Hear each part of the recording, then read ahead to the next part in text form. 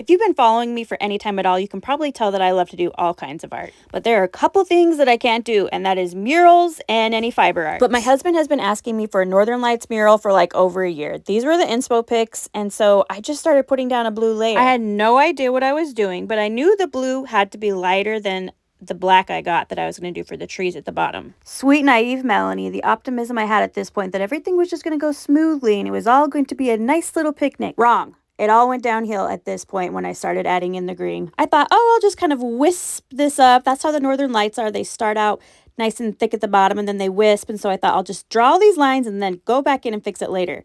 But it wasn't fixing, and then I tried to smooth it, and then I started practicing. And I did the Northern Lights over and over again to try to get the effect I was wanting. I had repainted over these walls 3 times, and at this point I just said, I'm going to go in, and I'm going to be bold and confident, and it will work out. It did not do that thing, and then this happened when I tried to practice over and over again. That is the look of defeat of someone who does not want to paint this stupid wall again. But on I trudged. It reminds me of A Knight's Tale where that one character says he's trudging, and it's a slow, weary walk. This was a slow, weary paint. But I finally decided to add in the stars because my husband and I came up with the plan. This was the mess that we dealt with for like 2 weeks. The plan was that my husband would go in first with the paint gun, and then I would come right behind him before the paint had dried and flick up to create the kind of like disappearing upwards vibes that Northern Lights have. And then he went back through and kind of fixed in the spots where the paint had dragged. And the paint pew-pew kind of left like more of a wispy finish, which I really liked. And then finally I went in with the trees underneath. I am an expert at doing pine tree silhouettes, it has to be said. This makes it look so fast, but it actually took a long time. So I just turned on my show and just went for it. You can kind of see here the speckled effect that we got with the Northern Lights where it kind of faded out. And this is how it turned out. Since I've been painting animals all over my house, I kind of want to do a line of polar bears at the bottom. Do you think I should add that in? And how do you think it turned out?